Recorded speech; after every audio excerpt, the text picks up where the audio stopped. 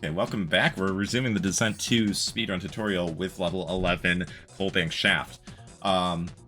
This one has a death warp and drops some items to help facilitate it. Unlike with level 9, Firewalker Mine, where it kind of said it's optional, it just saves you like 10 seconds or so.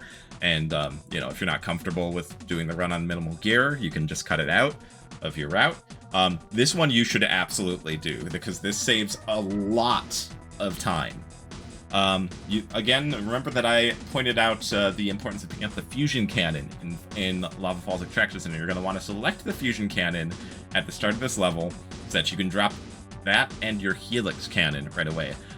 Assuming you have the same weapon priority and auto switch settings that I do, you'll just need to hit Shift F5 twice. Should drop fusion, then helix, and leave you with the Gauss Cannon to use for the first chunk of the key runs.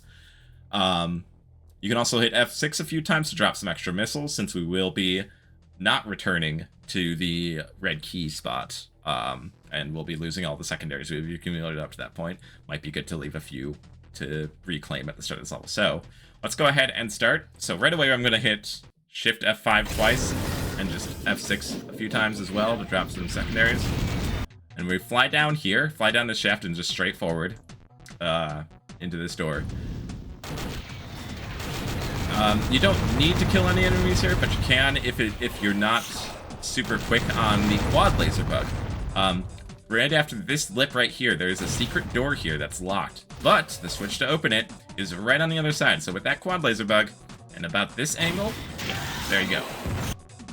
You can just unlock it from the other side, and that skips the need to go get the blue key. And take out this seeker here. You may want to leave those mercury missiles in case they bounce somewhere convenient to pick up later. You don't really need them now, because we are just going to be getting the red key and then death warping back to the start. So you loop around here, push the alien mines, just kind of make this U-turn down to this door. And head over here, down and to your right. You can see the yellow key is on the right. There are force fields blocking it though. Switch to block it is right over here, conveniently right in front of another helix cannon. You can pick that up, and your weaponry is pretty much back up to full strength. So grab the yellow key and hang a left here. There's a smelter right here. You can just safely ignore it. You can kind of slide up here if you're quick enough, and just squeeze underneath it before it even gets a shot off. No need to worry about that smelter. Seeker in the way here, you can either shoot it or just get it, or just move around it. Gonna fly through this door here. There's an extra shield right above this passage. You can grab it if you want for some safety. Doesn't barely cost you even a second. There's a smelter right in front of the door on the way out here, so you're gonna have to shoot that. And there's a Lugard over in front of the yellow door. So you're gonna want to come and try and move through this door quickly so that you can get into the more open room to dodge the homing missiles coming your way. Yeah, right up there. There's another shield in this little divot before the yellow door. Be careful flying through this force field hallway. Force fields do apply some knockback. If you bump into the sides, the left or right sides of this force field, there's a good chance you're going to immediately get locked into a rapid pinball back and forth between the two force fields and die an agonizingly slow yet very fast moving death. So just I tend not to even tricord in this hallway. I tend to just point straight forward and just go for the afterburner like that. So right down here there's a destroyer here. These guys are a new enemy type. They can drop shields and Vulcan ammo, so they're very often worth destroying. They also deal pretty light damage back and aren't all that tanky. So when they're around, you can take them out for free Vulcan ammo and shields. And keeping your Vulcan ammo up in your run is fairly important. So recommend taking that out. And then fly straight through here. If you want to play it safe, you can poke into this grate and take out that Lugard early. But it's not entirely necessary. So you're gonna fly straight here, look around to the left. There's two E-bandits in this hallway, in this like transition here, so good chance you'll have to take them out. In some cases, if you get lucky on the movement, you can squeeze around them, but generally I would just advise taking out those two E-bandits. There are some mines in the hallway, so you can either take them out or just fly through them if you have the spare health. or you can fly around them by hugging the corners at the right angle. Take out this bulk destroyer, hit this control panel here to deactivate the force field in front of this door. Some more mines in this hallway here as we descend towards the red key. Control panel in this lava pit here. You can take out this Lugard if your health is getting too low, but generally you can just kind of ignore it and head towards the red key here. Be aware that there's an ambush closet that's opened up since you, if you were poking in to kill the Lugard earlier like I showed here. This closet has opened up since then, so there is a seeker right above here. Be aware of that if your shield is very low. You don't want to get sniped right before picking up the key and die if you're low on health. But once you pick up this red key, you're safe to take the death and warp back to the start. Be aware that, you know, depending on just RNG and, you know, your exact path at the start, the weapons that you discarded earlier on may have bounced around the room a little bit. Ideally, they're positioned like this, where you can just fly straight down the shaft and pick them right back up.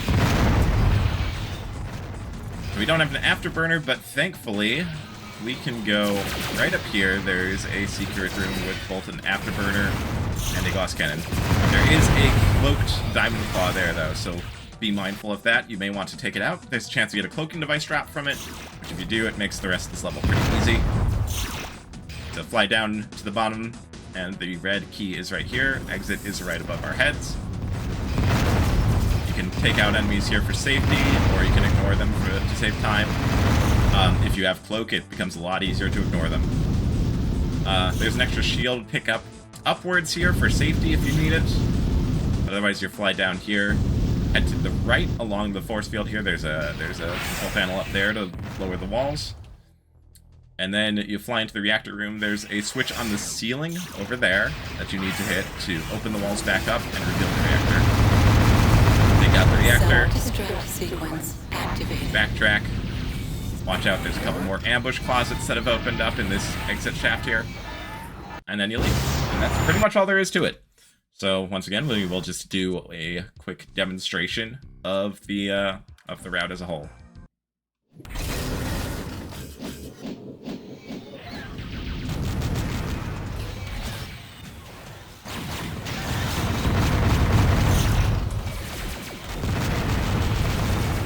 Okay, so around here. Grab the helix cannon. That way. I'll grab that safety shield. Kill this smelter. Just in to avoid the homing missile fire. Watch for the E-bandits in here. Okay, got it around that one. Probably gonna have to take this one out. I think I could have squeezed through around that E-bandit. Lower the force field. Lower this force field. Through the door. Take the death.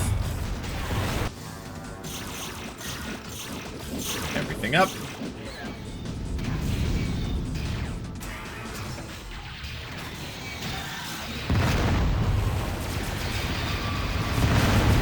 Take out the cloaked diamond claw. Get the cloaking device. The cloaking device, I'm going to try and ignore most of the enemies here. You can kind of get a little bit of a boost off of that force field. It's not all that useful.